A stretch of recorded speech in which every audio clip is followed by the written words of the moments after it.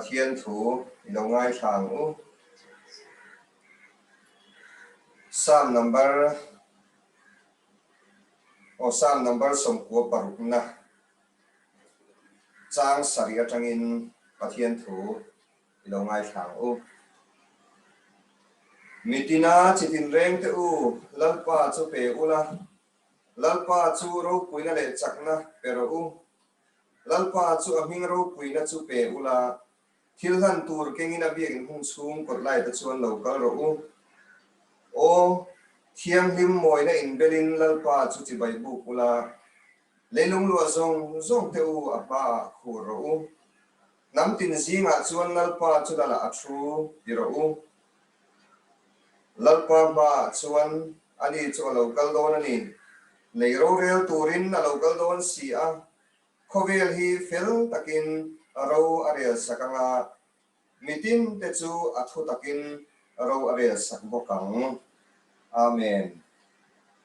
tuna hian velor mizo service ziak tu nularem ruati MBBS zirlai thupuang turin ilo somang u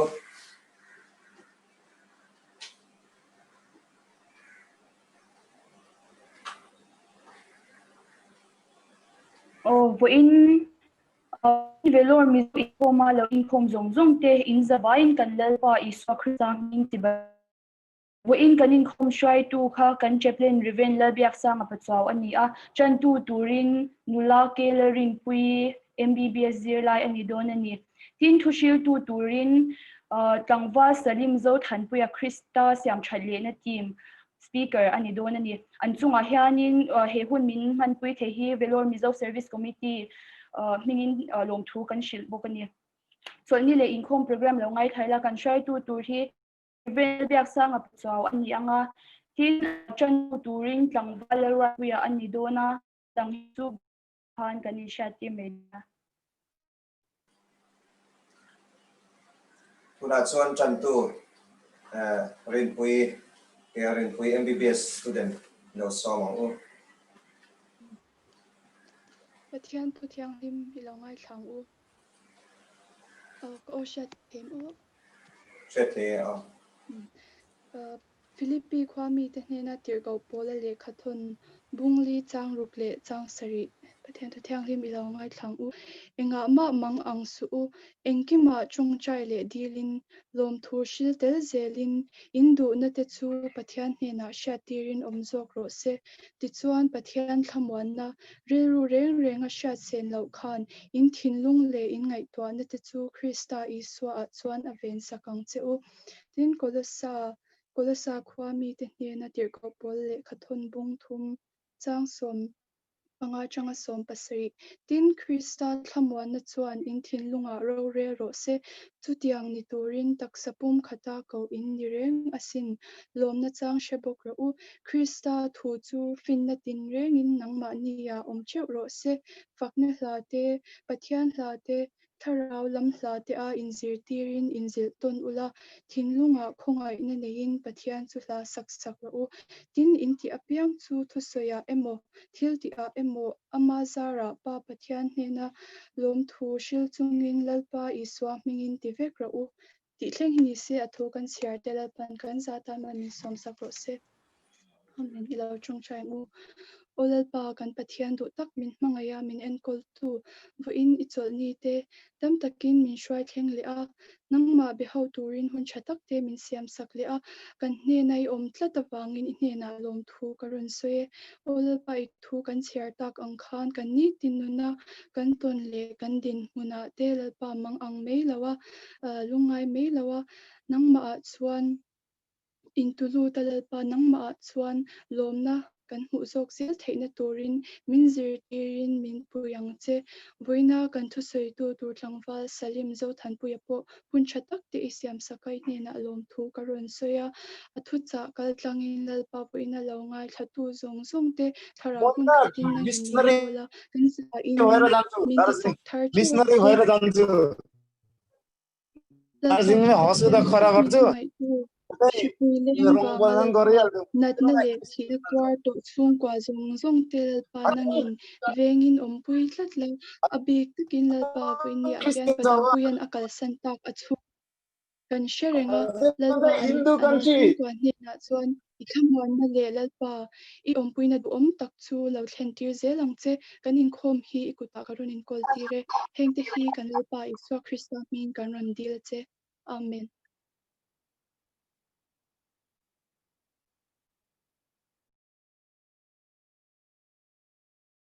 alo me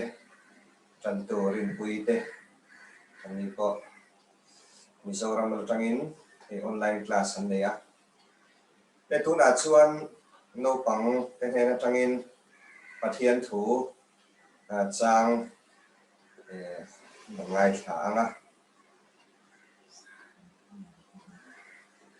sang pui hi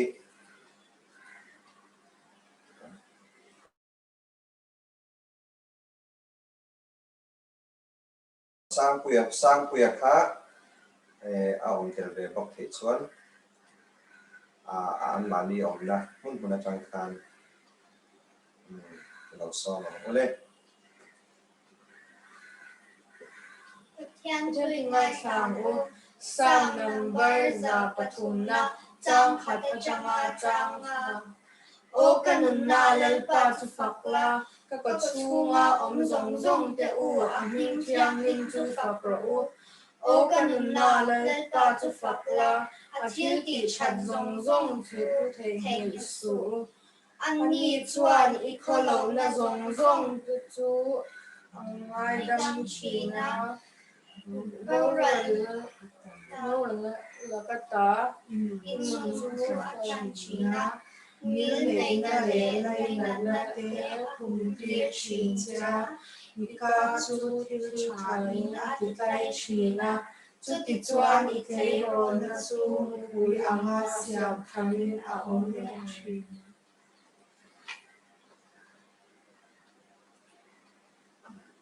me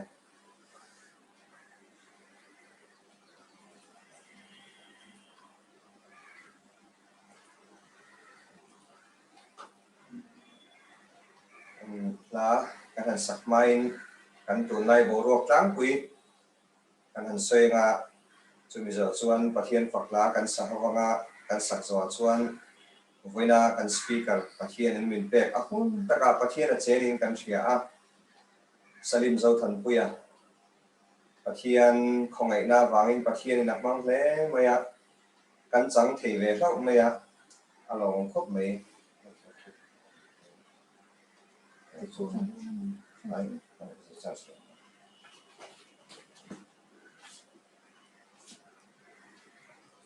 an rong bola chu takara helaya velora mizote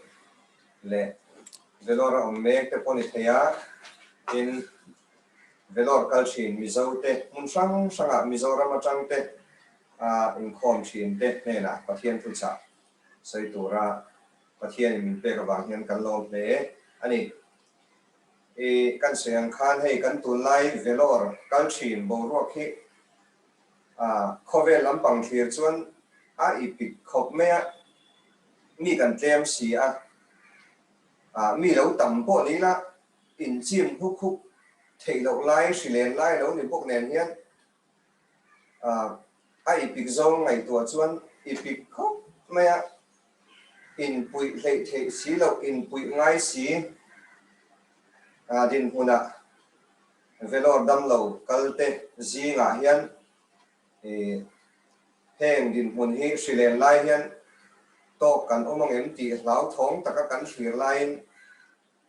helai huna dam lo zinga het ber mai kulal dam puya te chung kwa thina in than za hlau mai chu kan tiak nok maya helai huna rom bol tu te chang lovin zirlai hotan alu anhu ema cho ei tur an lam na ber khalo ni ve in chu chong lovin dam lo kal thin ten an wi em maya thamwang tak maya helaya mizo ina tiam thiet ka chuan ven thon nei mia lova zalen tak maya an len lu theina pudam pue te in chu tu na hian hei ama bera om tak si lawa chuan ti in kan mui roi mai ni hi chung te chu pathian ro re na kan chunga thleng ani si wang hian khovel thilen chuan a boi thak le mai mara chu he dam pui thina chung changa hian pathian in na satak mai a thok loi si ani be se a bo ve to nuin lalpa lam ho i hoi tok meng ka han ti lain pathian in nan thok le lau mai thina a omani omakani ti hi alo lang thin ani pathian hian omakani ti kan du thu sam tak hi he dam pui nu na hian thleng vek lo ma sela dam pui har sat na to atang hian pathian hian omakani ti hi atakin aron puang thin ani hian chung kwa pon lungai na kara testimony tang tak an nei boka lungai tha tak kara hian pathian khongai na mu tu kan nei tat loi si ani tin hei kan sia danin tuna hian dampuya ruang phur hian silchar airport atangin silchar Mizoram House hi an pan meka ini po kan lamit tha thiam chia lama silchar airport atanga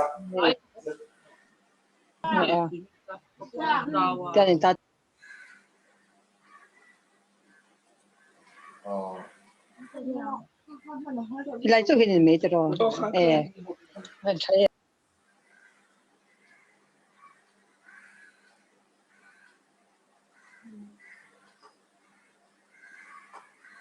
silchar airport hi tuna hian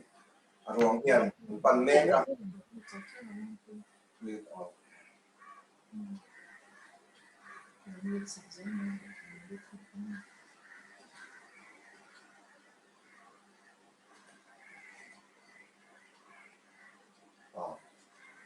nia en khoi thil thar te nia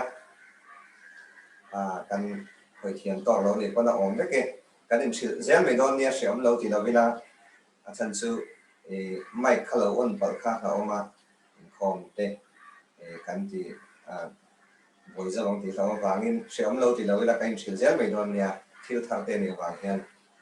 mi dang thu sei lai mai kon lo khan kan ngai thak na ha a boi lo thin na ni Mizoram House tuna hian velor silchar Mizoram House hi tuna hian panpui mek ani a Mizoram House an pan phutanga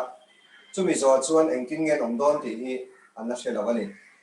chuwang tak chuan pathian hena tong traila MP ate zo remite dikaten tuna hian ruang an zui mek ani ten hei pudam puinu pinu ite ten dam puinu pui remite sang puyate tuna hian Mizoram House anla omeka anni hi anni mami ani boka anni pali hi naktu zingdar thuma velor Mizoram House hi suasanin naktu zingdar le chan levela chenaya tanga kalkata tanga leng pui yang chuan on thok choturin anin buase ani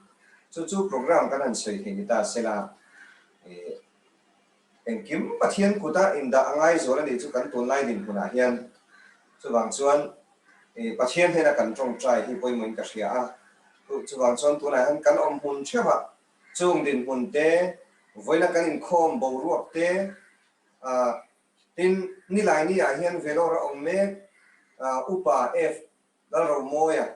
upa ro te hi ni lai ni a hian zai tur ni boka chung te chukan baba kan ni tru maya ani po pro te po tong trai puila e ma ni hun thewa khan voina kan in khom pual te tin pudam puya ruang an ho pui me border boi lo ni bok nen ti te in nak tu zinga dam puya nu te ho velor chosan tur te tong trai puya ngai he ani thil dang kan ru om thleng po in kan Mizoram state te dan po tong trai bukila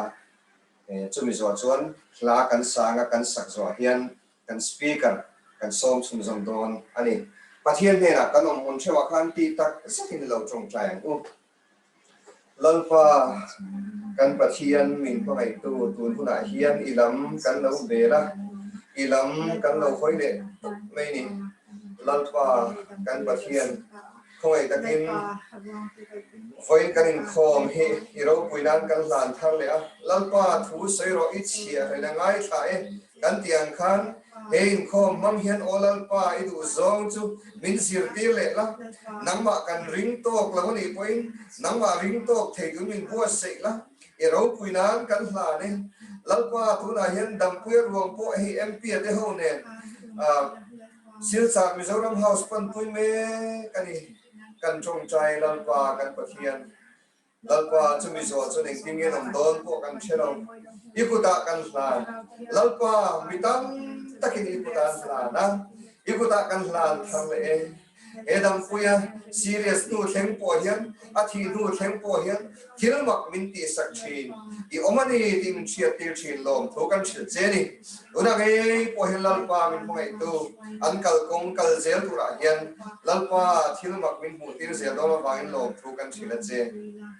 ilalpa kan pathian he nak tu si ka da thuma hian pinoi te remite sang pu ete po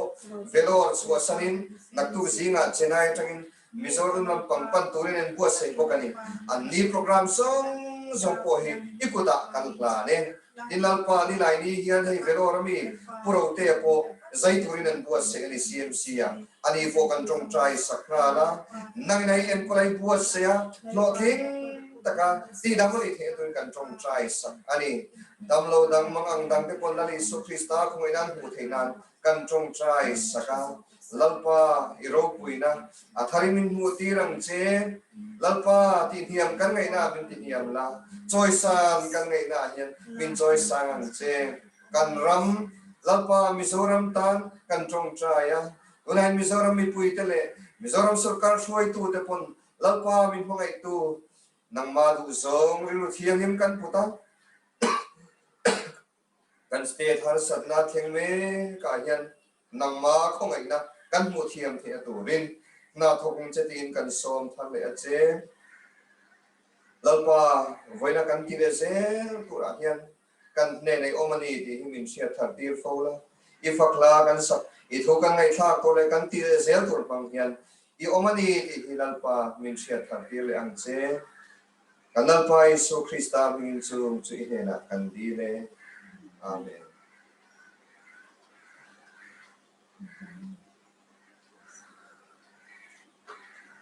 ta kan sanga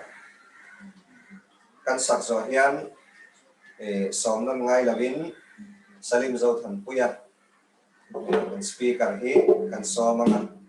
ani hian ka than tu te po nei thia tha tiang in mun manga ato trong trai na ero ka chhelam train kan khar me nga khang bak tha tiang zong song ka chu trong trai rong bol na po nei thia thua rong bol na te rong bol na dang nge ka thela ba aring ruam am te ani khan ahun chunga khan timing fix form chuang lo boka velor kal shin te zirlai rong bol tu dam lo lungai tak velor le Mizoram om velor kai noi chu sang fuan khom kan ni a pathian na pe ka ang kha ani hian ne ti swa sak don ani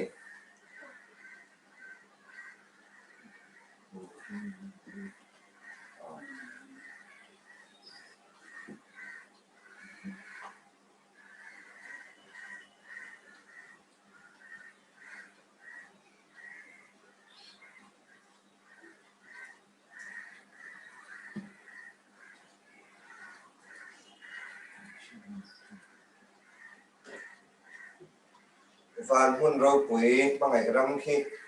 mi thiam him te na ni Christian na bu number zali somriat pakwana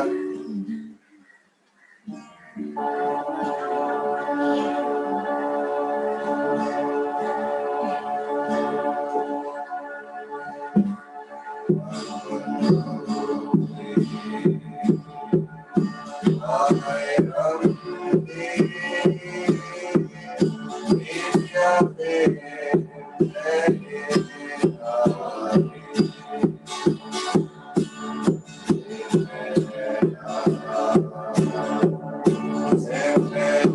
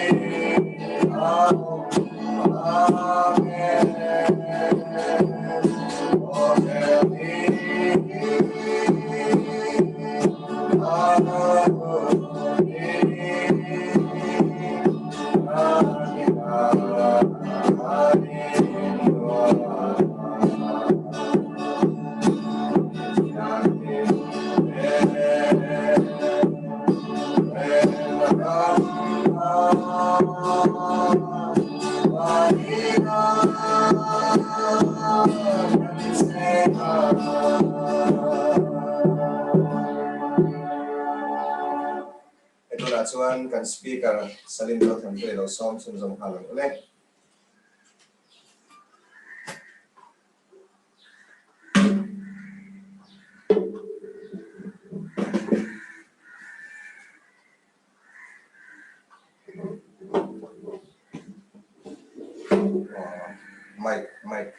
mic on the line.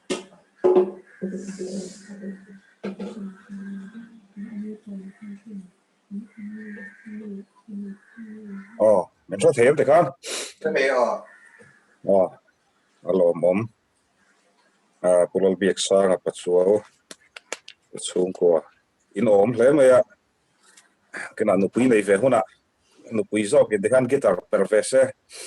Kan ngui e mai toro. Tle min. Lal iso nei tu tesu kan kisang tu rani kan boro re tle ma se. Nupui nei ve hona fa te na dekan ti vela chador ri en ton tlak le mai. Velor mizo fellowship.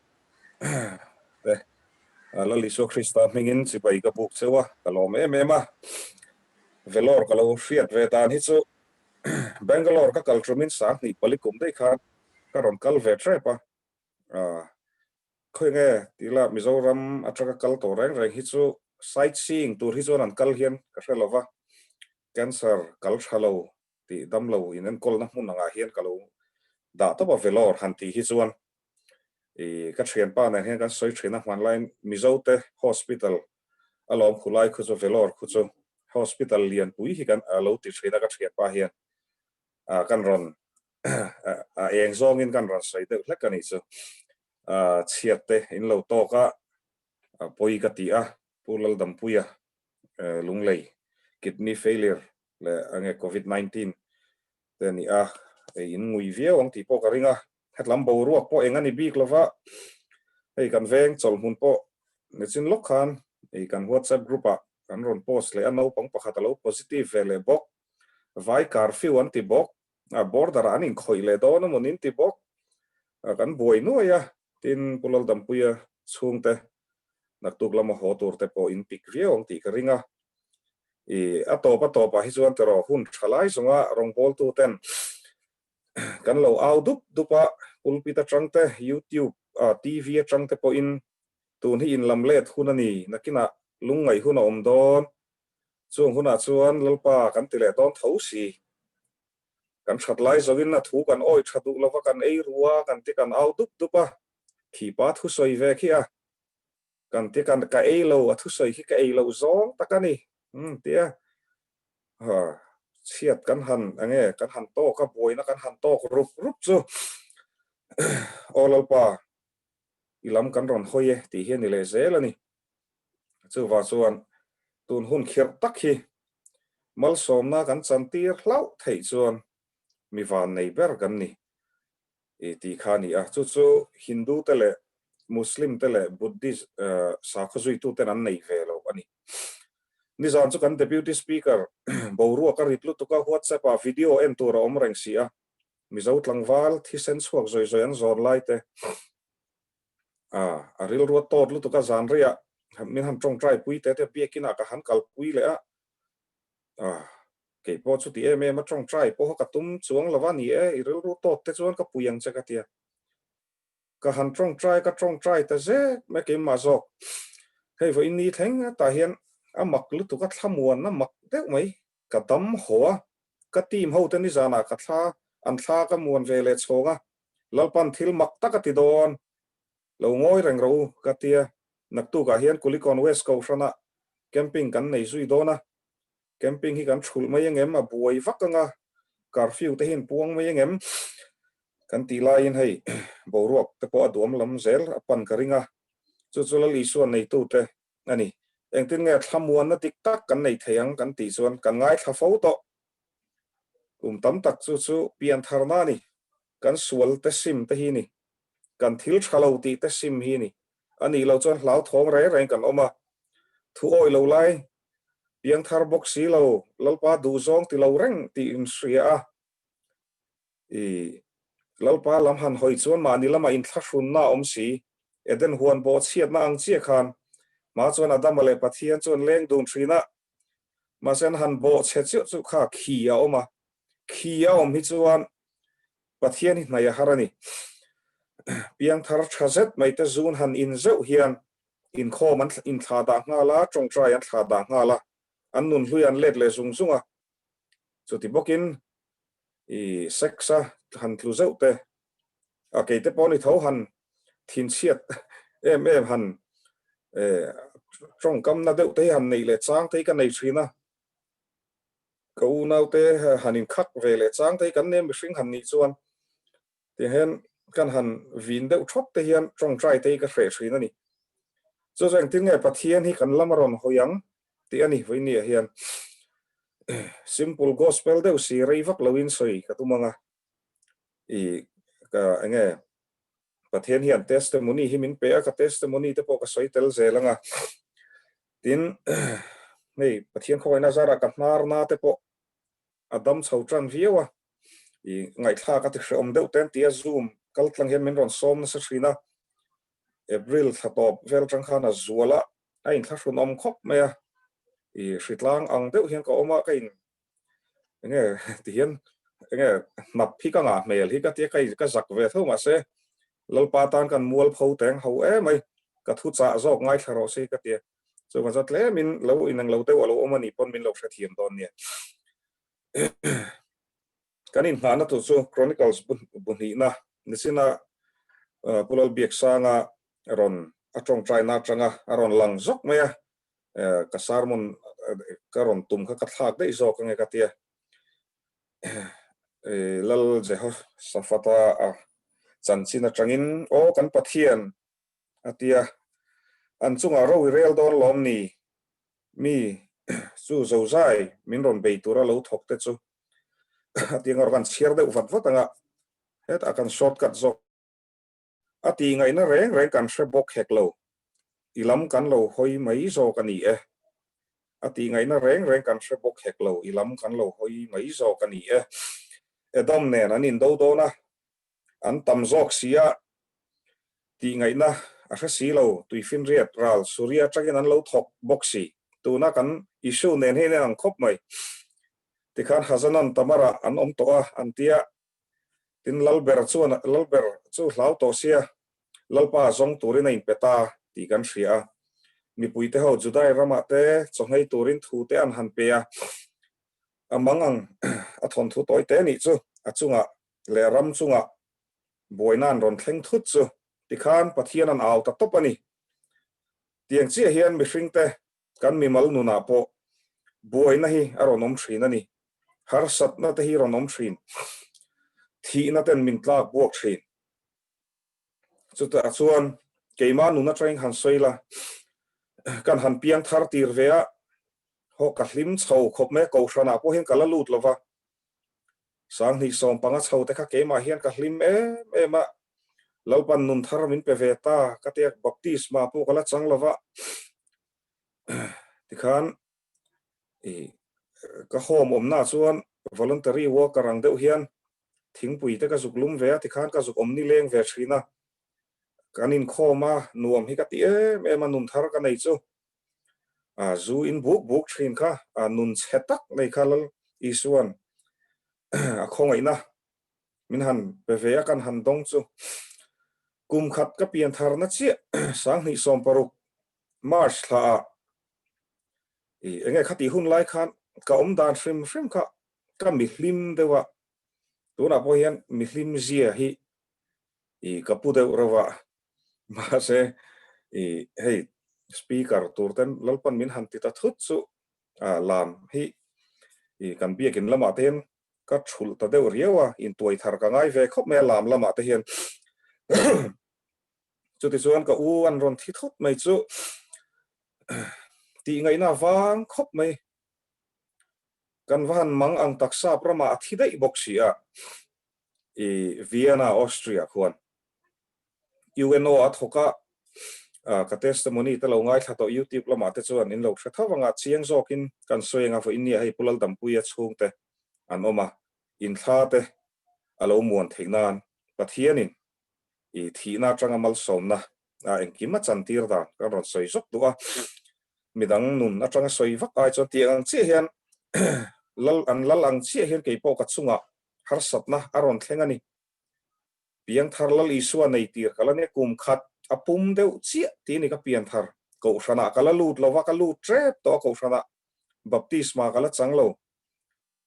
mase sual setana hi ka timaya ka tluk le nan pathian ka vuinan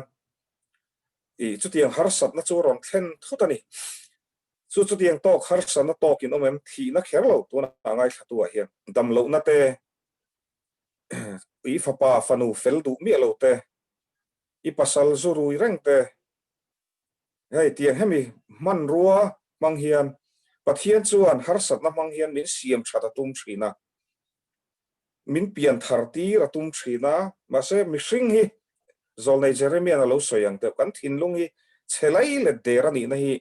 setana hi kan mel ma pa hian a chiang em a chu vuina inaron thak thleng thina ni mi tam zo ka chuan keipo an lal hi ka terengot a ming hi kalam sual ngun lu to ka thu soina po hian Jehoshaphat hi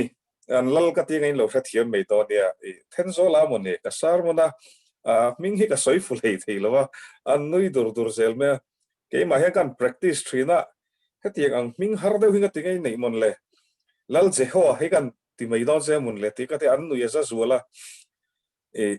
chuan an lal ang chi hian chu har sat na hi ring tu te chuan kan tok thrin ring lo mi te pon an tok thrin mà sẽ anh ni nè nó cắn tăng lầm nó chú cắn bát hiền bia khi tắc tắc xì à chú này cái thứ soi na te po hiền ami zo zo anh này tu zo lalpan mingo te manga ram nuôi pik tắc cara ron luti ra hết tiệt chân chân trả ron pengat tania zo khi ngắt tiếng tu này thì hiền in tiếng kan outlet xịa mày hi zo han tlom ngay đều tu te kan ti top te bát hiền in nia cái lấy cái cá min ven him sakat harau thieng himin tuam dam na da ania khuat ena tu manan en lova ngati chu ram nei tu te hi ron har thar le se dikna tharau dik tak nen ti hi ka duani hemi huo lampang pian tharna lam ni to lo sual sim na tel harma hi ani katum mi hring tak pon chu nia ka chu ka u kan han let le so ka an ron thita si a UN a thoka a pasalinan phatsan phot mai ni ti ngai nam lo re entin nga ruang kan honang ti ten kan mang ang tuna polal dampuya chungte anute unaute ndongai thame kang ti karinga tuna bordera boy meka ruang po silchara te ominte lalpan hroi hodon ni zana kan trong trai to chuna ka trong trai to hemizo kan trong trai lenga boina har sabnam len lung lei chu thleng don shrim khilai silchar thosi angle ka mel chezet zet te chulal panangam em chu warjon lo nui var ulal pan thil makati don in chung kwa chu ta chuan danglam na lo thleng ngei ro se ti kan chang hal du choni tina pas UN kan zuk phone le UN lamin aruma thithut sia duty lai chu ni se kan ron thon thei nga la thonin ma se aruma thithut sia investigation ti anga ya chu ti anga ya hun anga ya ngan tia ani lo chuan in poisa in ron hon thei ngan tia poisa kan han chu ta noi fe anga ya kapa hi director pension mani se ka unau te sarkar na thok om neu ma se kan clean lo hrim anga in hi om lo re ni amang an thak zia chu ta kara lalpa pathian nung au chun keima kan ni kan chung ko khan tun thlengin in shaveka ka chung te chu ring lo mi an la nia keima chi hini chuan Indian embassy kan zuk phone le an ni la in all samte in ruang chu kan lo halanga avap chu a thlonin kan ron thon mai don lo man ti fel eta an hei hindu ho an in hal nu chuan an vap dana tiang hei no thing pui no khatang ve lekka ni me kalung oi lo khopa kan ngak rei to si a thi atanga ni engzat nge ni to kar thum do na liam ton kanu hi room le lama ka pa nen an oma in leng an ron om ne wan ho in leng te chunom to lawa kong khar ka kala ka mutur hi an room bula hian nge ka ti ka to vel ka ta ka vala tu kha khuma hian an lo thu du na an thu soi kha ka shepha ma mi chu engti kong zo pon honang kan motor te shal tur kan nei te kan shalanga voi khat chi a mel ka mudu lom ati a trap kia me kanu ka khongai ve khop maya chumi zan chuan ka tlan chho wang a tong trai dan po hi ka thiam lo wani pathian hi om lo tia ka that lai hun zong lo mang thri ka pathian a om zia hi ka hria ka lal panaron hon don chiang mai ka u hi ka tia an lal ang hian ti to me ka kalam su lo na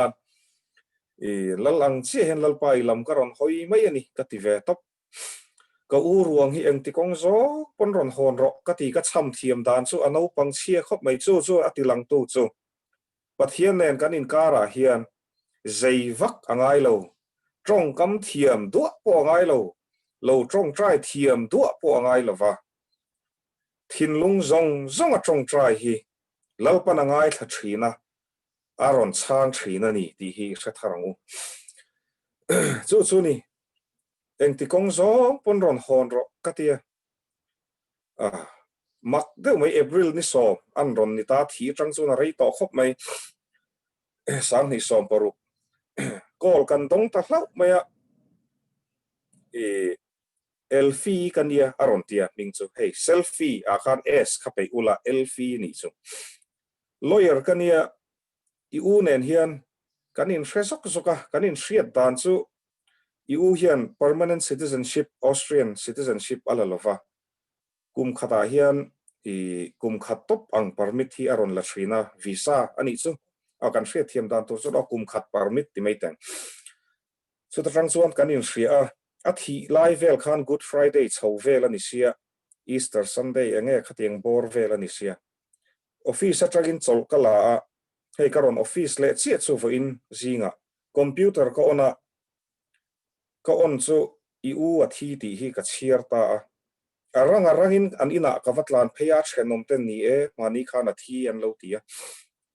kala oi chuang lo police station a ka vakalta police station chuan police ho chuan ni e confirm ni e chumi ruang da na huna chuan kan ta e an lo tia ka vakalta a tia chuan kan in bezela pathian in min han chan zia chu chumi ni ka u thi na chuan ka ril ru chu na lu tu sual pon na satakin min bei pathian om lo evi be ang deuh khan eisu ati elo anti zuya tro khatian chi khan pathian om hi ring elo ron ti hi ta hian om ani avare vung ve christian a in peringotale ti zong te pon ta hian ron lut na sa ni ma se lo chel lui tlat chuan pathian hian min chang thin ani chu ka soitum cho kan ril runat lai pon lalpa re vung amu kan ti lai po hian chel lui tlatila lalpan min chang a to pa chuan long tak na nu na hian kan lu thin phone a chuan kan in bezela lo lungai re su karon ti vek don aron tia phone landline ania ka kut hi a khur dur me poisa kan nei lo zia ta kan thria sabram hlat taka traina ruang hun nenga mo chen kan ngak to aron thleng don lo lungai su thlona karon thon wang anga atuk le aron thleng ta leng pui airport kan zup muak chu ka thian te ne le kan chung te ne ruang an ron nor chuak chu alung chiat thlak box ti akuang ta khan ron timoi em khopa ka tra chuak si ma se ka lom box si ka u ka ngai box se pathian chunga ka lom box si hallelujah amen ti airport ati vak mai ka chak to box si a u thia sotia om vak le a lom dei chu le an ti da ka hlau ve deuh si leng pui atangin kan in kan han pan puya muak tu kan lo nga box si moi takin ke ka lo hlau tong thrina chu pathian in a lo rem fel vek pathian lam lo hoi that zia chu kan chung kwa chu ni emi zora ma in beng fel ma ila I ka pa sa khona kan kalawa in kanu thlengin I oime ate thlan lai na te lumen za na te ti ate kan tel ngai lo shima ka ril ru kha chuan mi po hian min ron ti thave don mun le min ron boi pui ve don mun le ti na ka lain a khonot no tin min lo muas puya a wai me shwai tu ten in thlafung re su thlan mul fan in pve a in phum thei in tlai war du pon kan zai pui thei cheu ten ron tia mangai na in min vura alom lo thei lo kha thi na ka u thi nei voi ni theng hi nei kum nga aralta karil ru na si ma se ka hlim box si ti hen ka lo om rangani ti khan moi nai takin kapa ta sa khua ti danin kan han vui phota anua christian te in vui dan kapu di ka hi lung leila ma son kanu telam atra kanu nawani chu kapu hi pension to baptist lama henan pastor vele lawani so inan vui vele lal biak na ta kan han soi kha mak hi kan ti khopa moi nai takin ka u min han thaliam saka khata tang khan ni lal pa lama hoi chu ti khani lom na rin ka khata ka vui lo re ni lal pa chunga hian ti hi ni wa karon soi du chu kamang kan nuna hian aron thleng thut thin kan sar te po aron thleng thut tang inuna tuna in en kol me ka omin omang in rin lo lai takin khoi lai mo bok I munga biopsy tein han la tikhan cancer ani hi entianga mang ang khop ang khoe lalpa chu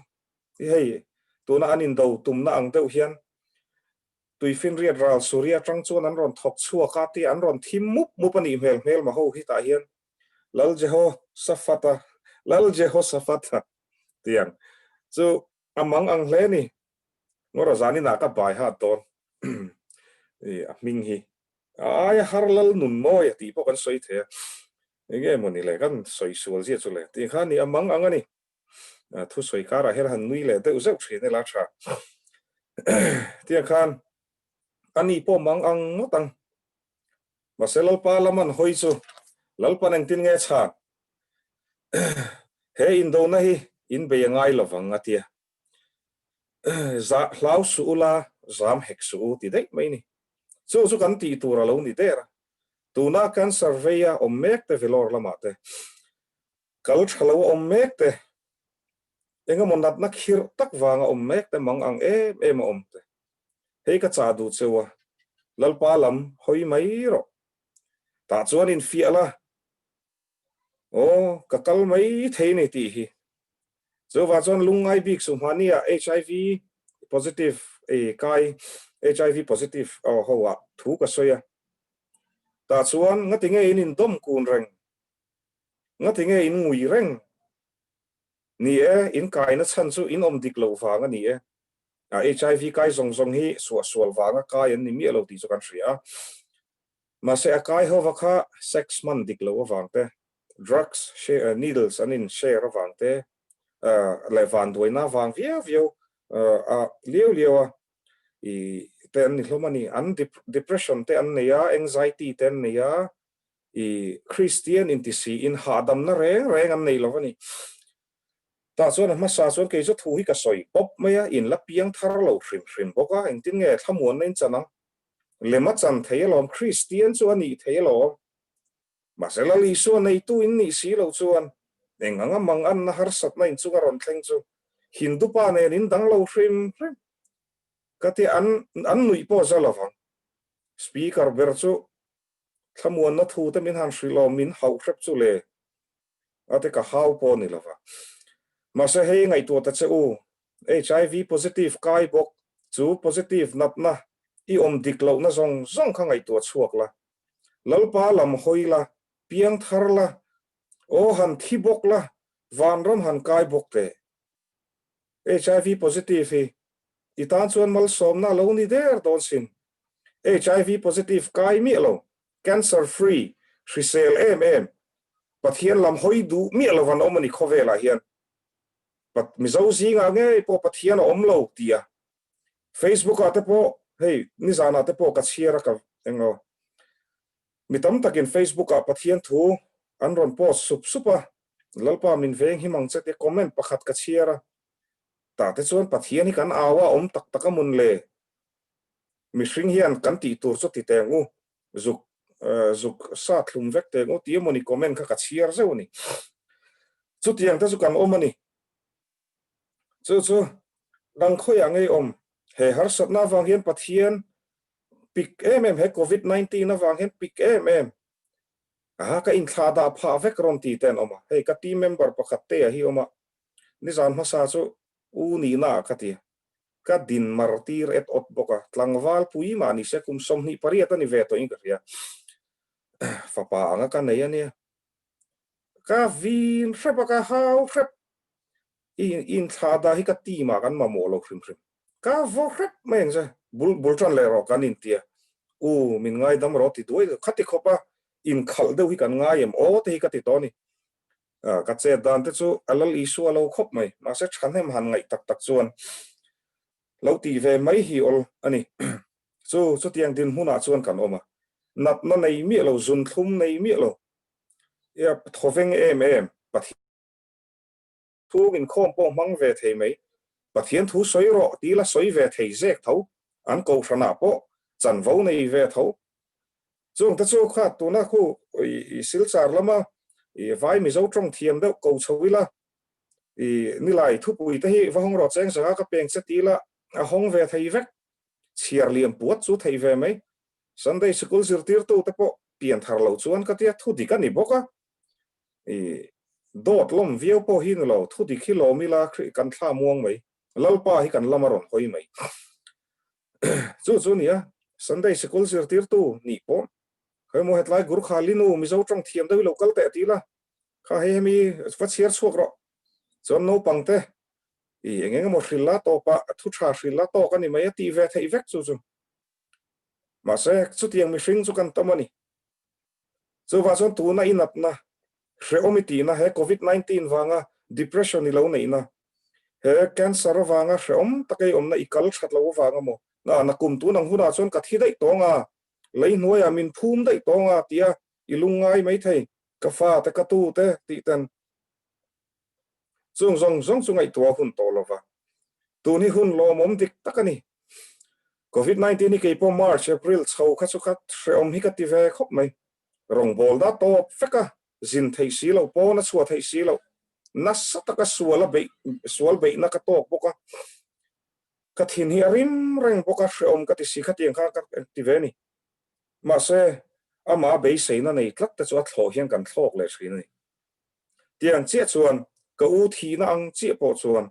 le hei Bible hen example tam tak kan nei ni pathian hian hlim dor tur hian min tu em o ti te ka ngai tu thri zo wa choni cancer khalal isu ne nai lo in to na ni ro se velo rei om kha dam doi nen chemotherapy zong nen dam zo lo mai thei mi hringa tang chuan chung te trong trai dam thei ai hriat te pon an ron phone chenga an trong trai sak chenga mai son lo mai thei a thamuan thak lo vem chu min ti thai berani chu te ro ti la lungai re su cancer nei mi lo po bathroom a hian tol thuk zot theya tu khum so zot in na thi dei thei chu tiang chu kan ni vek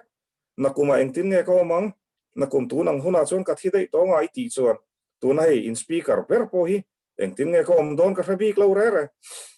ma se hei hriang ulal palam kan hoyanga ya chu cancer inat na zong velor ipan na chan zong ka ipian tharna tik tak ti tharau thiang hlim mi lo nei na tharau thiang hlim baptisma I chan na lo ni ro se cancer vei bok van ram kai bok hlep hlang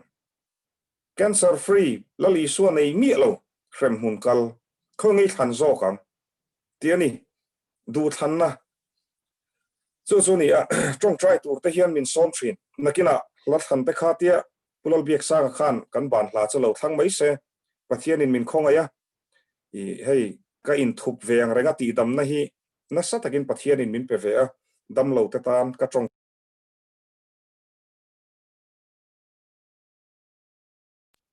ti zoom la hian phone hi ron pina ti ka nakina ka trong ka kan bel lo kan ni e chu du than na hi ni ta chuan chu HIV positive zinga kan ka ho tur chu usalim maron tia I thu soi kha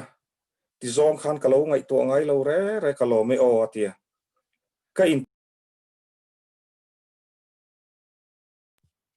pathianin na thoka tu na po nakina midang te tan mal som na ni zelang che HIV positive kai mek te tan rong bo lang che emo lalpan tha ti chuan hei si zeti kan nula si zeti te hi pathianin mang em me ni tiang khan he nat na kan tor himal som na chantir hiani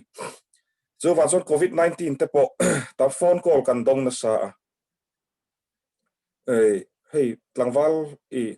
chumi rong bol tu po kan phone na nang po kan ron phone che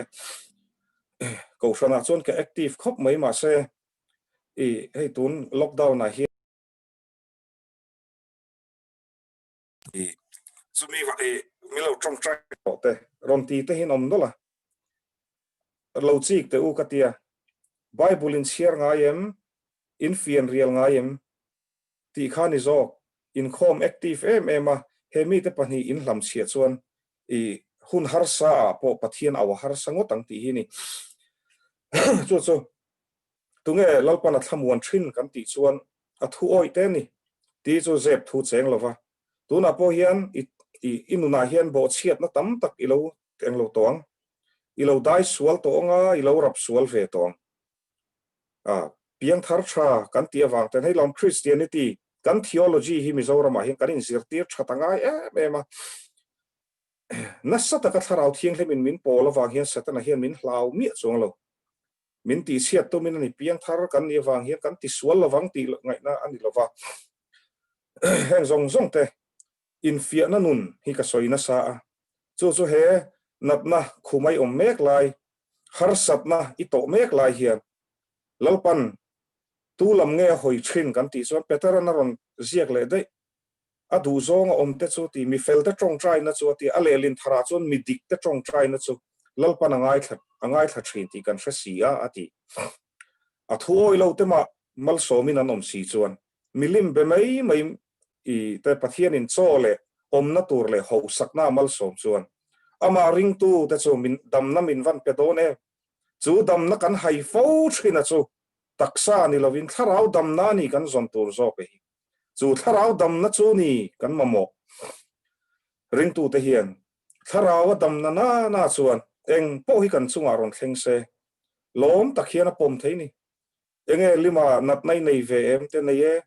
zun thum ka nei lo bp sang ka nei lo pathian in min khong aya pathian ro puinan kan soyenge middel pakhat ka tong trai saka then tlang ami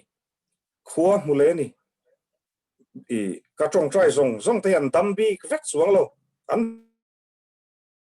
ti o pathian in min break chen ta chu wheelchair an norte lali suamin kal ro te kan ti ni chu mani le mani kan han tong trai pon ka dam thei chuang si lo ma se he bp sang hi ka ta na lo thani ka muthiam ta chi voksa te hi ka du e ma rong bolin kan han chu ka min lo du saka va e trâu taila thisen sang nei reng sin stroke emo this e nge thua ka thisen zam chatin ka thi don dei pathian in he bp hi min ve nan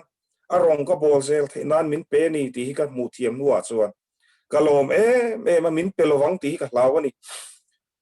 bp sang le cancer ta chin ang lo te poiti mai thai bp sang le tu na kan nap na te chu te khin chi ani lo te poiti mai thai ma se tuar tu ta chu na hreomani voksa thau khat ka ru ve mania ka fit khat po ka mut in chi ni ve li ka mut hei tro ka ni ka thi do ne mo khatia an hreom zia chu te chu ni du ka ei thei si lo hian trisel hel de si hian i du ka ei thei si lo hreom ve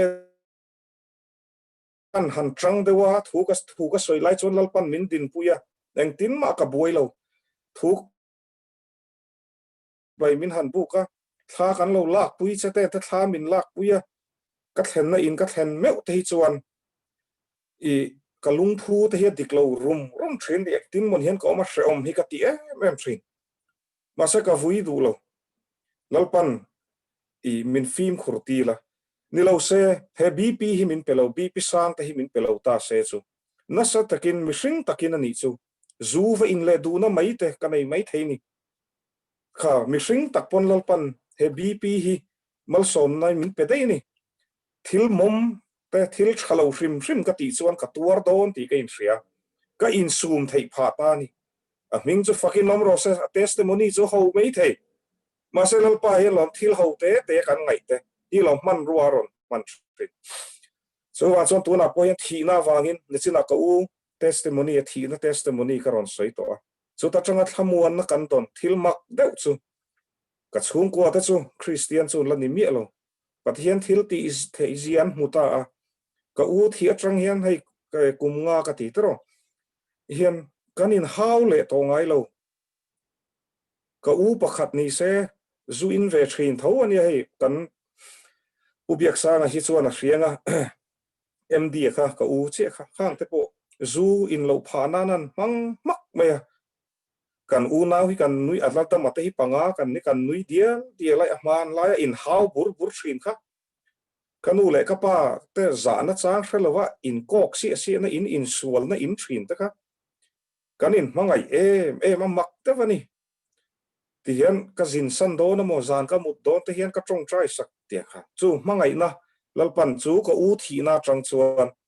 mangai na in kan chung kwa chu ron thak thleng de na kina lo Isu Krista kan la nei ve ang tin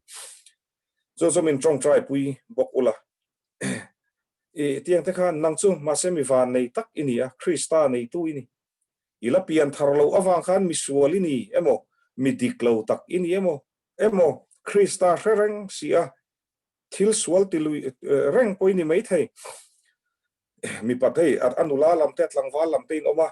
mi pat mei chiat na lama te po hiana tikani lo tluk sual te hi oma ni tluk sual lui ti teng tu ma hi mi pat mei chiat na kan eng lo te ni ngot lo chuan tiang te a thleng thrin ani pathian du lo zong kan ti hian pathian lam hi han hoi mai la pathian in min hoi san thrin ti bible hen hun tam taka kan mu ni Iskariota po khalal pa chu awle lom lal isua ai a hral nu khan pathian ina ngoi san chiang ti kha thara win a hria ava in okhlum nal mei ni kha chu ni tharau thi na poi em chu wa chon tun hun hi i sha thar le ila siam that tur om hei zoram po hi tam le don si chuan i kan zawa hian le china ka soi sim na tel pian thar na kan chana nga yin tun bo ruak hi are lenga COVID-19 hi are lenga zalen takin kanin khom lenga border issue po sarkar ho ti turalom kan ti lenga kan thei hil lenga i party tuna COVID-19 in kara po picnic kal party hi reng thawani kan zalen le curfew kara po so ei khom thian za hawar ya khom i suti pathian lam hoi mi si lawa in ti hlim na program hi tamani engtin ngai hriat Facebook an ron post zelalom mei chatam takte mi patam takte hi i anzung le anin thiar lai chi hin la lo te pa khi chu an nuna thil thleng zong hin la vexia i chu wa chon lo pu ve thei hun har sa po pathian lam hoi lawa party picnic le enge tiang vel mai kan langai to si chuan hun tha phei chu pathian chu kan hra don lo re ti na ni chu wa chon tun hun COVID-19 le he dam lo na emo depression lo nei mek te hun har sa tak paltlang mek te no mang chu nang ro chu pian tharna lo mang makro ilo pian thar to ei tlu to alal pan he na hole nan mang makro sim nan mang makro chu ni nesina ka soini zana kan trong china kan deputy speaker ne kan panhin kan audu na karil ruwa ka konfi em na chan ka tia ka in fi ani biak in chunga khan ni zana lalpa hian ka trong trai ngai thom mai eng wa ngai thak lawang sual lang sara ti le hatiang mi hriat vak lawa sual anga kalo ngai lo ka ti thrin ta po hi ka ti to lo chiang mai a zo ka kal chho zela pian ni a thin siat te heng te chu thin rim ula ti thawa sual su u tia ka sual phanan ka mang lawa chu wa kan hanin fia kha pat entinga pathian thuin min tiam kan ril ro in thiam lo min chan tir lo chuan pathian a kan huaya ni ti hei chu ka soi fo ka soi non le du lalpa he ram katen kan panin ni zana mizo mi pui ai o zong hian ngai dam kan dil kan trong trai na ngai thala he buai na hi min chin fel sakro kati ani po ho ina tama ke po ni san ka ho hian ta hian hetlai bor a hian ni engamo mak deuh mai hian i pik na ta kha bo vakani chu tun thleng hian i engron nom po ni selal pan kan trong trai na changa anor son don khop ka te chin program kan tran ma hlovin ke ma trong trai na chau ka ti lovania ka deputy op trong trai na chau ka ti lo mizoram chunga hian pathian tri tak pathian thu oyan tama chu mi ta trong trai na nen song chuan ni chin loka khan vai ho video an ron tilang le mak deu chu an mani na in sual lui dei mai ni kha dai kha sin kan lal paro pui zia chu wa zo kan za mangai lova kan hlawangai lo re dik takin ti tum to ila ti hian in siam that na hun min perfect pathianin hei chu ilo ngai tha fo mai thei ati tak te chu kanin siam thamai ni ke po nai hemi Sri Lanka chung hian ngora minute som dang ba ka soi to lawang kas in siam that na to hi ka lo langa ve lut to ka tha hi ka lo in ti ve ru to lut to ka ke po masem March April chho khatiang sual bei na te kanun hlui min ron phor sak na te kan ti mual pho don se ron ti na vau na te ka to ka khang har sat na khan i ka in fia ta tak ka ni leng hian pathian ka awani ka trong trai mi nui ka mu ta khan lunga vom trot mai ta ka cha kamang ang lu tuka ma se kan hanin fia chu nang ma diklo na ni kha tunge pu turi ne aron ta hian aron ti chat mai ni chu siam thala chu lalpa du da na ni chuan lalpa na ngai thlang che an han tia sual anga ka ngai vak lo te khan lo ne sual lo ni hi mole ti khopin bible ka chiar ka ching dar to nia en tinga te ka lo la hai ka in tia lalpa bul ka chan le to nikum lama mizoram mi pui te zofa khoya po bangladesh atanga usa tra anom na min ka ming ilar tira mi chuan tha mangin min ngai ma sele ruk te hian lalpa ka lo thalawani min ngai dam do lawani pon min mang le to do lawani pon min ngai dam ro bul ka chan le don ka ti mai ni mani in fakna ni lo se ju nan ron ni chi chu rong bol na kan nei khal zat kala chol le lo re hei zoom ne camping ne I ti dam rong bol na ne mak devani chu pathianin kha taka kha ka mu chua ka chu ti chuan chiang takin chanin ka oma lopa harsa ve khop mai tin chu sim harsa ti nei nomem zu te niem mi pat mei chiat na te niem a thalai lam lo po angai tha zinga khan mi pa ngai zong te kan omem ngei dam lo na te khang zong te po khan ni mai thei hei kan lal ngoro ka soi sual dang kan lal ang hian nui le de lok thin me ngotaro a ka thu tak run lu tu nga thalo nui le hok hi tha so wa zo na ma lokin ka thian pa hian fiam thu du mi ka nia pian thar ma te chuan mi te hian zamo an soya ka nui ri wara pa ho ve tak hi ka nia nui hi ka lom e ma fiam thui min tho se ka nui wara ka bula fiam thu tho hi nu man ti ni he ka sim chho ta viawa ngati chu pathian thu hian amoi lovani ti wang hian ma se thu soina te hian zelui te hi ron lang le thu thina a zong hi chu sim hi har thu thina ni besing hat ni chuan ole chuan tiang chen hai kan lal po ti hian bei turin mo pa tha te le amona tha ten an bei dona an tam khalani ani sipai kha en tirnan sang khatan ni chuan za thum chau sipai agi diona kan soi talo lo ma se a chan che zo khi kan ni nge pathian lama tang te hi ngati nge kan ti chuan lal isu nei tu te hi a chan che zo khi kan ni nge ze lal isu nei ve le hian I sum te nga om han ho sak thur nga lo hei zirtir da tiklo tam tak mizora ma po aleng na sa abi ken thalaya lal isu nei chu ho sak na lal isu nei chu keipo min tia muslim sa khuwa ka zui lai chuan salim christiana in pero antia ngatinge katia ilak ngutang min tia enga katia nula min tia katia suminayang min tia katia ma chade pathieri na pengche inuna limang min tia hemi zirtir na pali diklo hian thalai tam takte shoi boin anom mek chung te chuka hmuni a hlo omani lali so nei hi ho sakna ni lo ni se chu building panga ka nei tong atok lekhian pathian in min so mani kha te ka soi hun mani lawan ni danga te kan la soenga chu lali so nei wang hian cancer te han ve theilo hal ringot meila depression te hian nei theilo bp sang te han bo te se uire na te han bo te me se ngatinge pastor tam tak ko sang upa fa tam tak kan revival speaker fa te an ngatinge tam tak har satna an fa te chang ten an to thin pathianin har satna chang hian zirtir tur min pek thina wangin pastor fa te hi zuan in lawang ti na ni mi lawania ko sang upa fa te hi piang thar sign an piang bi kleinen revival speaker fa te po ma se thil pakhat mak deuh chu rong bol tu fa te hi lalpa ta lal te chu an fa te hi engang pon kal sual ma se pasal te trong china alangai thalo po ti ma se a chan chuak dai zer mak dewan he ka munem to hun toy te chu hian lalpan min mu hem tir khop mai an han piang thar tha thei em zuian fa te pastor fa ve si ani ka ti son om tomo an ti dai zel mai ni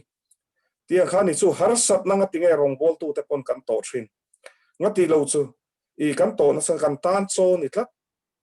lali su kan nei nu chuan ka party na sania o ti la ai mil to lo re re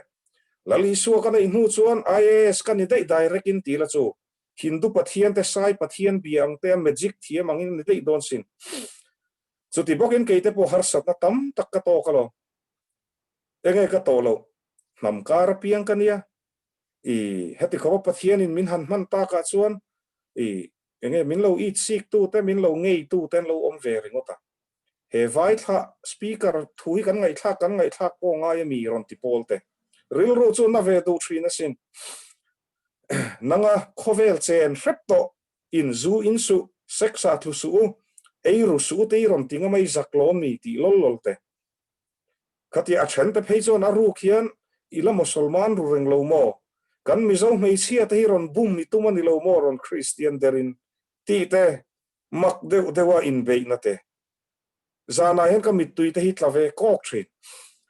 ma se le lalpa lam ka hoi le thina har sat na ka to in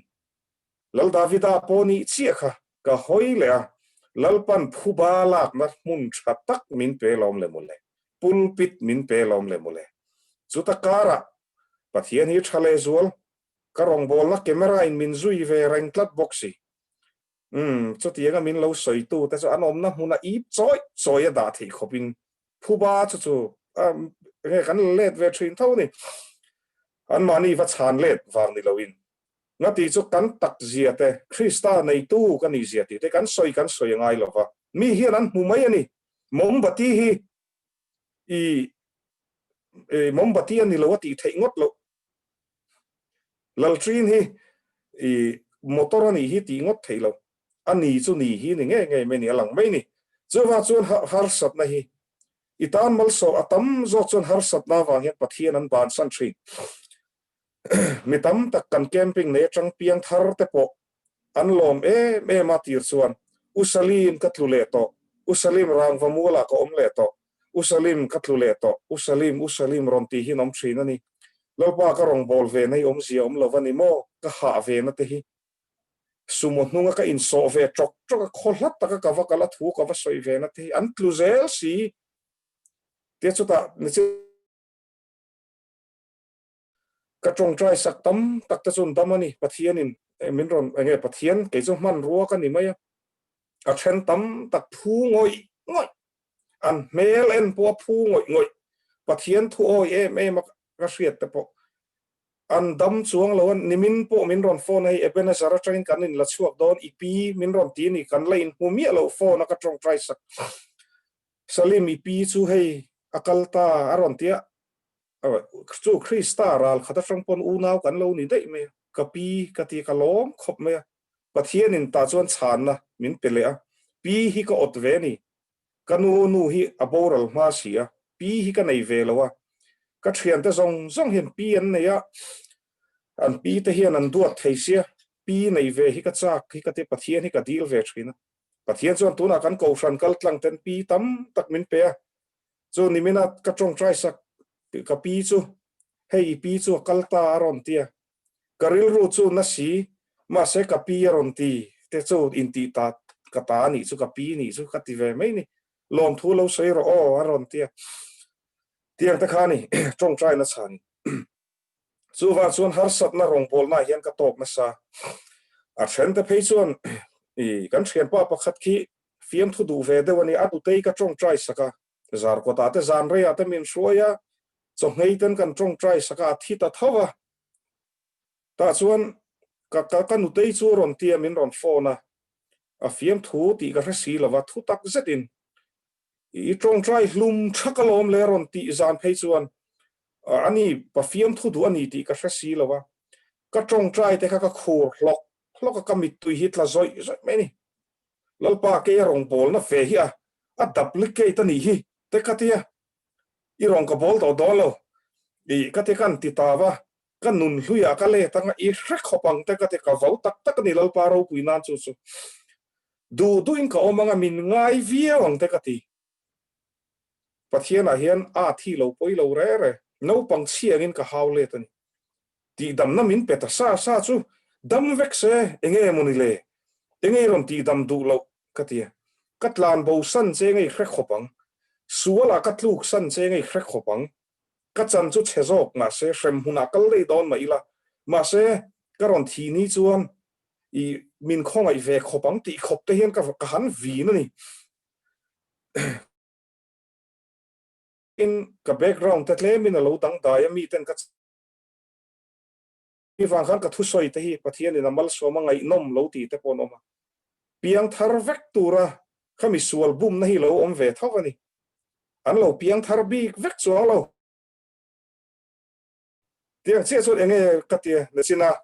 I ka in hana pakhat sa ma trai kan siar lo ka sam somli pathum na kha o kanun na enga nge kun reng enga nge ka chunga hiani boini pathian bei sero ama chu kala fak don sia ka mel ti dam tu le ka pathian chu tiani dei ni enga ti ngai boi reng ni ti heminun ka nei chang oi zo in ka dik chau ve chan ka dik to fu ni lalpa ka chong trai sak dona an lo dam lo wani pon te chiang takin lalpan khami nuwa min mu tir chu tharau dam na an mamo ati min ron be ve ka ti lova I mu manga aroin lar ka ti lo ma se tharau thiang him kal tlangin ta hian fin na min petlat I chong trai sakate hi taksa dam na ai ma in tharau dam na an mamo ani chu ni ka pek na chan se ti dam na hi ti hi ron lang tlat me ya kan lom e khopani tun nuwa hian ka chong trai sakte zong hi a then te chuan eng tin ma ka om lo mak dewani pathian na tho hi mani in fakna ni mi lo lal paro puina ka soyani chu ka eng tin ni zan chu e ka mutui lu tu ka ron ti ten om ve chan tron ti te kha dai khalal pa du ani chu lal pa du hi kan hai thina ke mani zo kan han dil po hian kan sahim na kan zong ani tuna po hian he mi zo le vai in ti boina hian kan du zo ka chu bo ro ral muang ta kom se chuan covid 19 te po hi re vat se du dana kan om du dan wang zo kani in chi ma ila pathian du dana om ka du tak ti chon claim hle ni YouTube pa pu kan enge kan reverend lar tak te kan speaker lar tak ten YouTube a sermon an dana sani athar an sermon chu dar kar khata en tu mi za hi vel chawan oma le lama film thu an ron da chi dar kar khata chu mi sing khat en tu nom tlat ami sing chu in ti hlim na kan mamo nui kan mamo ti khani dei emo music video thar emo sexy video de kha tun maya ron chu kha music video khang te kha heta pathian in man em puzo ta sermon en nai chuan dar kar kha thil thua chon noi fe nan lo en to puzo ta mo Frederica sermon te po dar kar kha chunga chon tiang te khani a view one claim to zia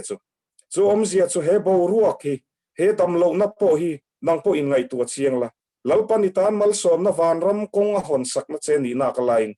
enga tinge dam nai dil enga tinge dam na be sein velori pan ti in zot to itu la ifa te ipasal te wange inupui te wange unau te wange dam khanga tinge ila thlahel na chan lalpa rong I bol du nge Frisel taka Millennium Center te shoppinga Frisel taka chenom te kuvadora chua kuwa khepa nui huwa kha kan in fi angai kha dai kha sin pathian a hian kan chian angai ani kan chian hian lalpa kalam ron hoiro ilam kan ron hoi mai ti ngai na ka hreto lo ati ang hian ti ngai na kan hreto re ro ilam kan ron hoi mai ani ati hian chu ti anga autu te chu sim du na thinlung ne na autu te chu lalpa hi lam a ron hoi thrin ani a thu kan o ya wang hian chiang takin ka hreta kan du chu min tak himin petrin chu thu takani a pathiani chokidara mo kan ti thrin kan pio na mo kan ti thrin kan thu hnuai om tur hian kan du hi kan thena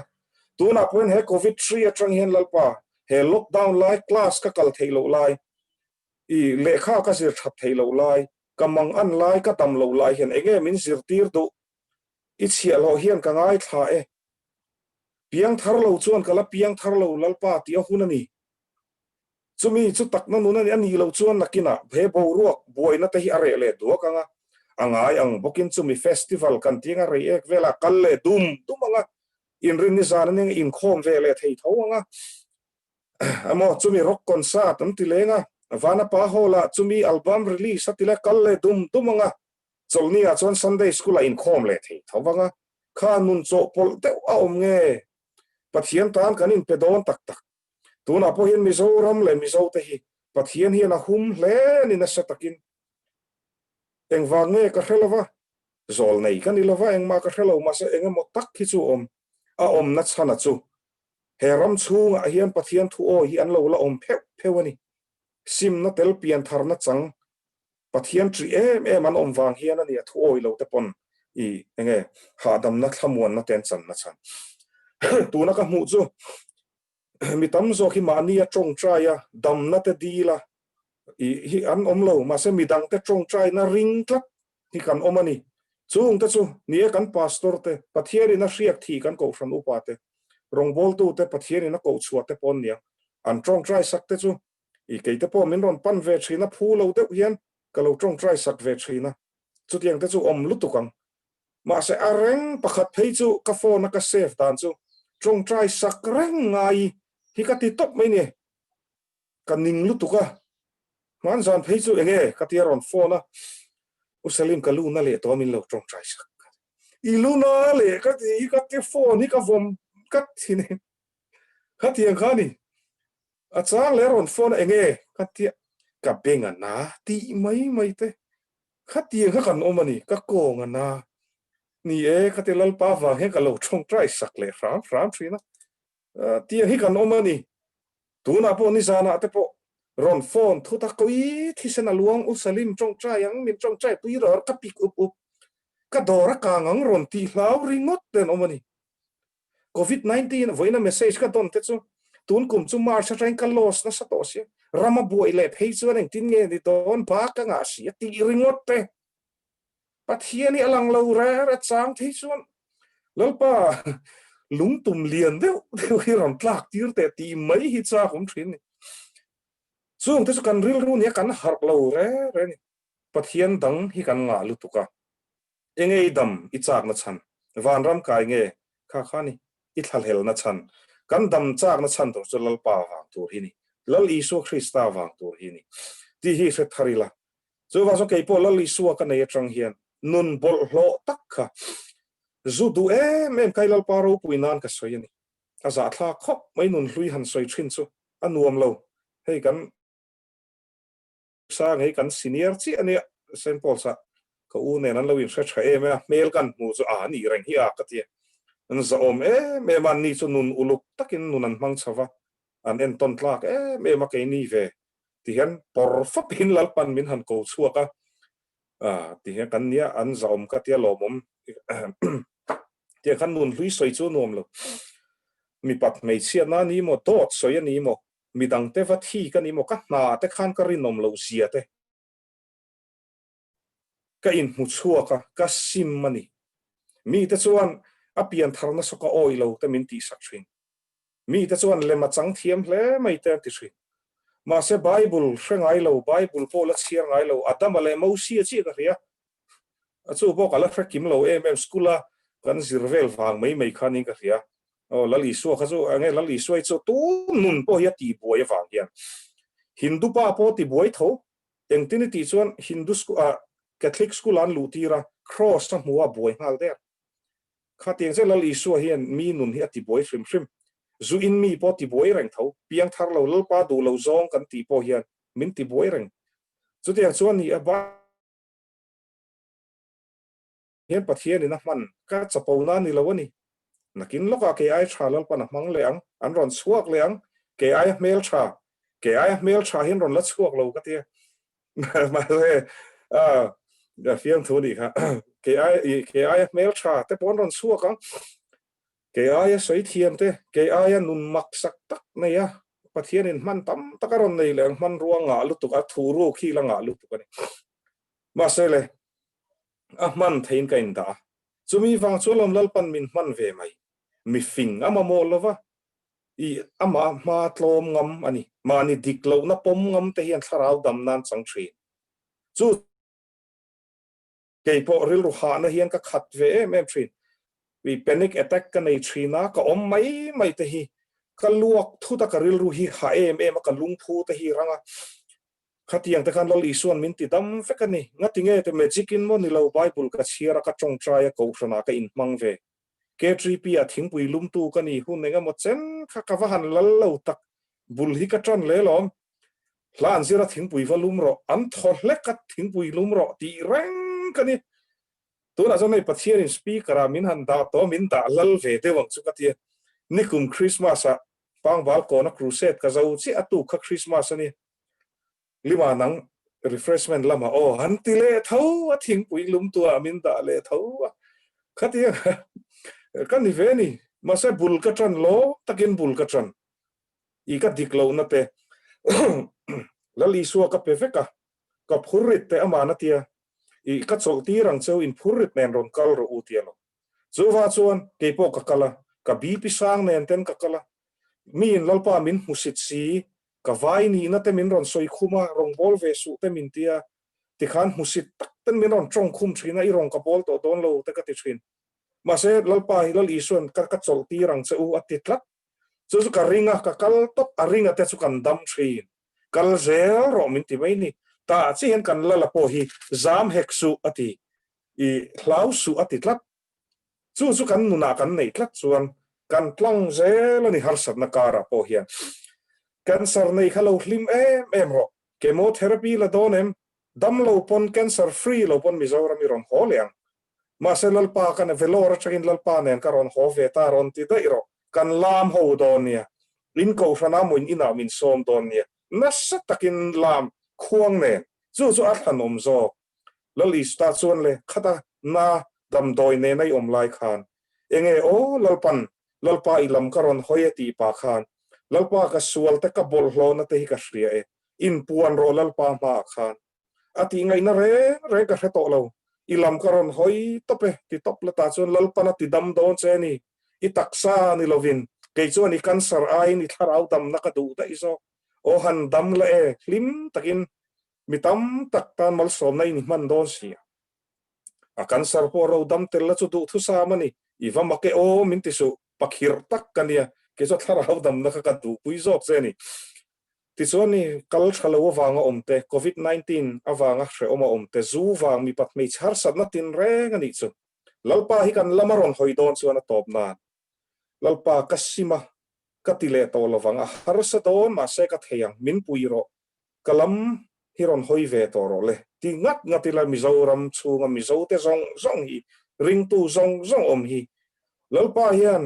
mizoram hi engwanga ti dam lawang engwangin nge nangma kha ti dam lawang engwangin nge chung kwa ati dam lawang engwai nge nam ati dam lawang ti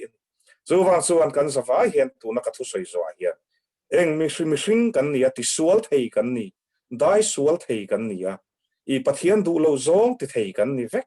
mi te nomber mi sual ber kan ni na ni mi lo ma sele pathian du lo zong na ti zon pathian hi kan lamaron hoi don lova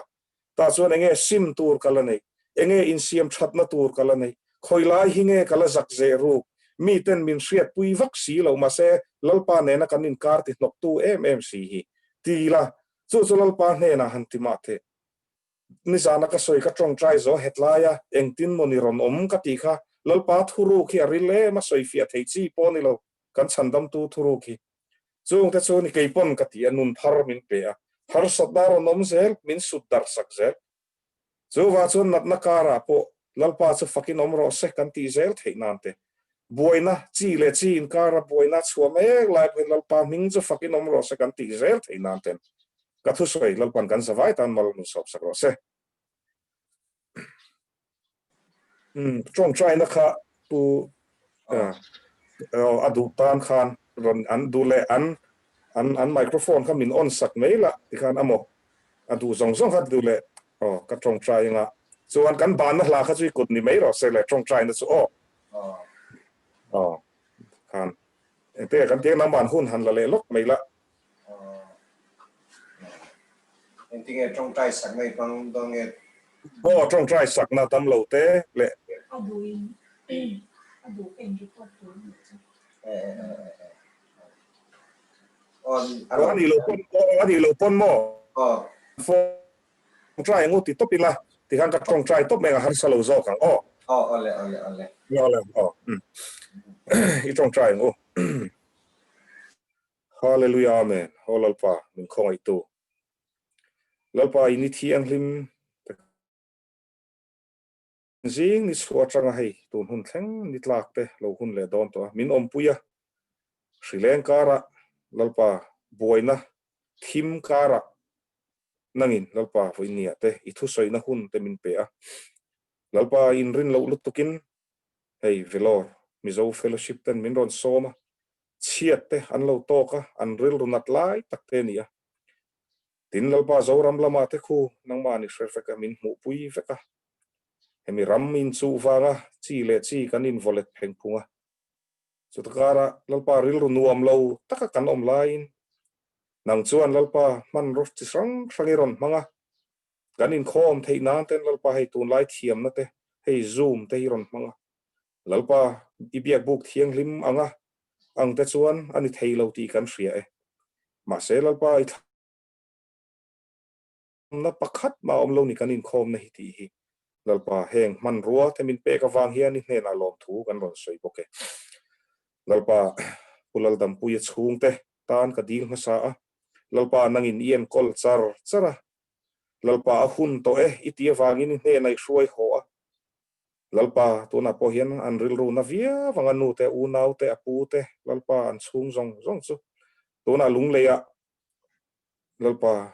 thalhel takin a ruang chu an lo muak om singa ma se khuta border a te takin lalpa no mang ti karing voina kan thupui ang deuh khan lalpa i hne na po an ron au karing ti ngai na reng kan hra to lo lalpa i lam kan ron hoi mai ani e ti nan au karing lalpa ke pon ka au puye i sia lol hian lalpa ka au pui ve eng ti kong zo nga har sat na do dal na an lo to thei chu lalpa phal suang che tluang takin lalpa mel maram ma chang chuan an khua chu dam takin lalpa thlim takin chung ten an lo mu thei nan ten lalpa tlang tir zatang che tin anu te au nau te tan lalpa thamuan na karon dil saka ti tharau thiang limin lalpa an thin lungna te sumin ti dam sak vekang che o lalpa in mu chuanan le chung ko thar an din theina na an lo man lo na tin pudam puya dam lo na trang te hian lalpa an ko shana te an thenom kho venga te lalpa hetianga kal thalo ve te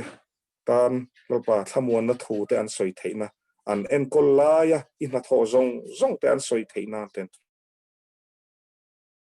mol nan lalpa nangin lo buat sai te yang che an vuyang karing an thinari mang karing lalpa na takin an trong trai na te pon ron thlenang karing ma se nang te chuan izol nei sai hne nei lo soi dai to lalpa an ni chuan in ngai tu na te chu ka ngai tu na te ni lo ati dai mai ni chu wang chuan kan du na te kan ron thlen thina ma se nang chuan i du da ni kaltir tho thina ni lalpa eng po chu ni se kum somli pakhat zen zon chu he leya iom tira putam puya hi lalpa dam chung hian mi tam takte tan mal som na ni ang karinga lalpa ibula a om ti hi kan ring bokani kan lome lalpa he kum somli chuang lalpa leya ida wangin lalpa tharau chu nangma kan koltira lalpa hlim takini bula om kan ring tlatani tin lalpa hi tun huna te po hian velor lama changa lalpa in entir tura kal tam tak tang ten omani mang ang ru tak te pon omani tin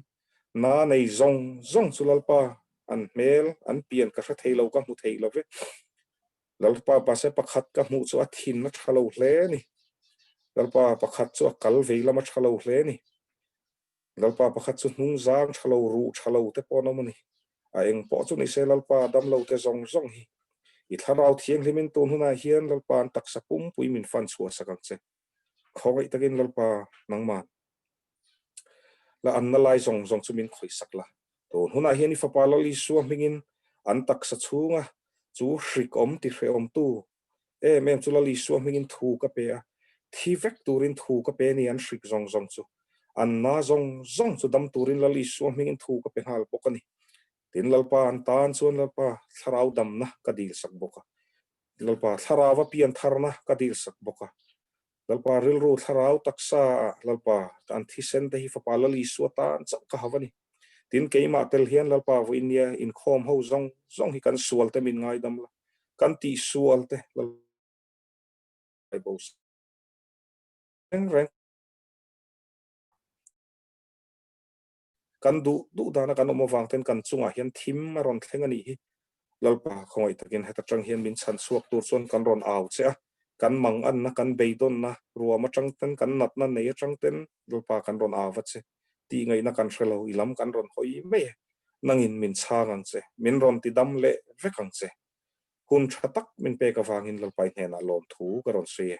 heng zong hi fapala li so krista mingin lom thu sei chuin ka ron dilin ka ron hlane amen akan lo om tak em kham om lo khop mai boni se rem changa pathianin hun min hon sakle tura ve seila rong bola om mek te dam lo te mi chi sang velor kal thin su kan dia wang hian pathian hi kan mamo em reng me ini helai puna rong bola om te hlei hian kan mamo zola pathian hi kan lom me meilal pan arong bol tu salem zo than puya kal tangin kan mamo tak mai min han shin thei hi kan lom me an rong bol le zel turatan po ti chuan connection kan nei to a le zola na in trong trai pui te rong in bol sak ton zel thei turin kan lom me ni in hei dam puya ruang hian Mizoram House silchar hi ni chin khan thleng to a anom dan tur hi na sei thei chiat lo ani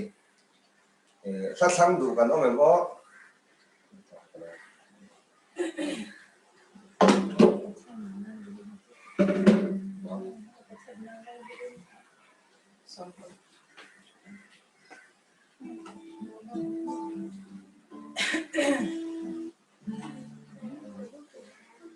Christian na bu number som paruk na o pathian nang lal berini pathian hilal le maya athut noya om kan zir tlang ka le Christian na bu number som paruk na pathian choi moinan kan sanga chumi zo chuan ka tong trai nga mal som nein kan khom kan trin nonia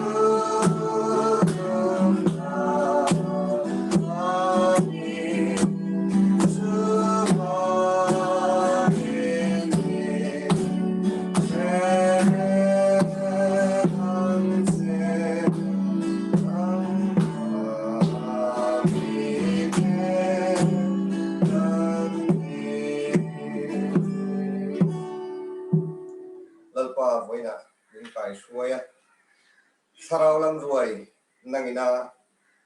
min buat sei sakawangin lom thu kan thila che nang ma tok tora in bua se ngaya kan in bua se tak tak donin mani kan in bua se le thelo ti kan thia chuwang tak chon lalpa nang in min bua se thina kan ma hian chana ruam te kan zo thina lungai na te kan du thu sam lo te nang in min bua se sak thina ni chu chotak min bua se mang chuan it hu tak kan thia thina turin chotak min bua se sak thin ani mà xe lal pa cái ni mishing te chuan chung cho tak kan thana tura min chop chua sak te chu kan thia thiam lo chang om fo thin voina ko hen lal pa min mai tu chu tianga kan thia thiam lo kara chatuan nu na ro lu kan char the tura ta na cho tak min pek zong te chu cho tak ani dam na tura ni nang ma min pe kan ni ti sia a kenin van doina kan ruat mangai na lan tir tu ti hilal pa kan sir chua the turin hein khoma kan ngai thak zong te thang zong min pe ki rong bol tu hanga min shil thar zong bang khan ke ni ho hi kan ma mona zon chema I thu takin kan thin lung churil ber thleng hian kan nun zong hi min din thar le ang che lungai na zong te pon he lungai na hi nang ma mangai lan tir tu ni sia an mu chua hen tur poin hen khom hi mal min som sakang che kanal pa Isu Krista min chung chi he na kan dile amen tuna hian kanal pa Isu Krista khong en le that na pathian kan pa wanami mangai na ro pui le tharau thiam hum pol do om tak chu in za chunga chatuanin ong reng ro se amen